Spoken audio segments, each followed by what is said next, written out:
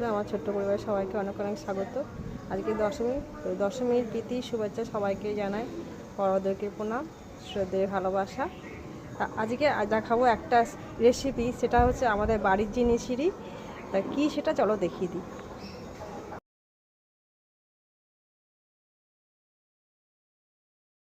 দেখো বন্ধুরা, এটা হচ্ছে খালকুনি শাক আমাদের বাড়ির। এটা তুলে আনা হয়েছে, ধুয়ে রাখা হয়েছে।